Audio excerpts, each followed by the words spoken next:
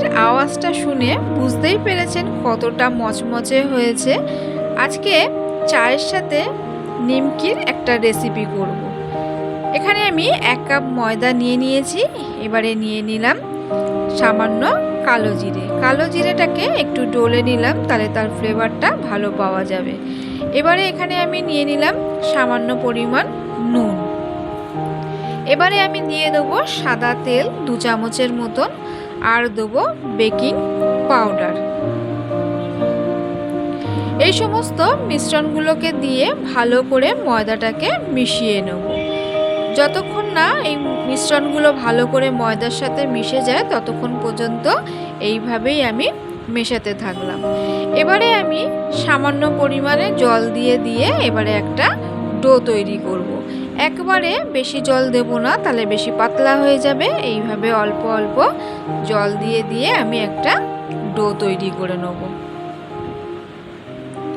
এই আমার একটা ডো তৈরি হয়ে গেছে। এবারে এটার মধ্যে একটু তেল মিশিয়ে এখানে আমি 8 ঘন্টার জন্য রেস্টে রেখে দেবো, তাহলে ময়দার সেটটা তৈরি হয়ে যাবে। ময়দার মধ্যে তেল দিয়ে দিয়েছি। এবারে এটা 8 ঘন্টার জন্য আমি রেস্টে রেখে দেবো। 8 ঘন্টা পর ফিরে এসেছি।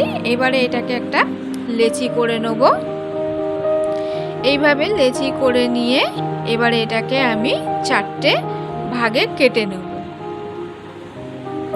আমরা সরু নিমকি খেয়েছি, এবারে একটু মোটা সাইজে 2টো পাতের নিমকি আজকে করে খাবো। এইভাবে আমি 4টে টুকরো কেটে নিয়েছি। নিয়ে এবারে 4টে একটার উপরে একটা এইভাবে দিয়ে একটা লেয়ার তৈরি করে নেব।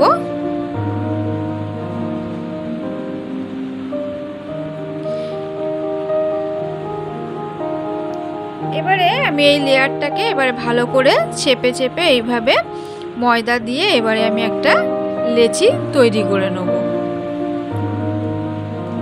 এর মধ্যে সামান্য একটু বিট নুনও দিয়ে দেবেন, তাহলে এই টেস্টটা আরও ভালো হবে।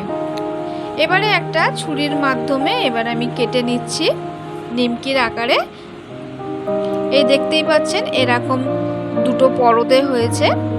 এবারে আমি কড়াইয়ে দিয়ে দিলাম তেল। তেলটা একটু গরম হয়ে গেলে এবারে আমি আঁচটাকে একদম কমিয়ে দেবো। খুব একটা হাই ফ্লেমে ভাজবেন না, তাহলে ভিতরে কাঁচা থেকে যাবে আর ওপরটা লাল হয়ে যাবে। সন্ধেবেলা চায়ের সাথে আমরা বিস্কিট খেতে খেতে বোর হয়ে যাই। ঘরে অনেক সময় বিস্কিটও থাকে না, কি দিয়ে চা খাবো সেই মনে ভাবতে চা খাওয়া আর হয় না। ঘরে এইভাবে ময়দা থাকলে 10 মিনিটে এরকম নিমকি তৈরি করে চায়ের সাথে খেলে দারুণ জমে যাবে। এইভাবে একবার করে খেয়ে দেখবেন। যদি ভালো লাগে অবশ্যই like, comment, share and subscribe করতে ভুলবেন না। যারা আমার চ্যানেলে নতুন আছেন তারা অবশ্যই চ্যানেলটিকে সাবস্ক্রাইব করে পাশে থাকবেন। এইভাবে আমি একে একে সমস্ত নিমকিগুলোকেই ভেজে নেব। 1 কাপ ময়দাতে কতগুলো যে নিমকি হয়েছে তা দেখলেই বুঝতে পারবেন। খুব একটা খরচারও হয় না, অথচ অল্প কিছু জিনিস দিয়ে এত সুন্দর স্বাদের একটা জিনিস তৈরি হয়ে যায় চায়ের সাথে খাওয়ার জন্য। এইভাবেই আমি সমস্ত নিমকিগুলোকে একে একে ভেজে নেব। দেখতেই পাচ্ছেন কতটা ফুলে বড় হয়ে যাচ্ছে আস্তে আস্তে। এই আমার রেডি হয়ে গেছে সমস্ত নিমকি। আওয়াজটা শুনে বুঝতেই পাচ্ছেন কতটা মচমচে হয়েছে।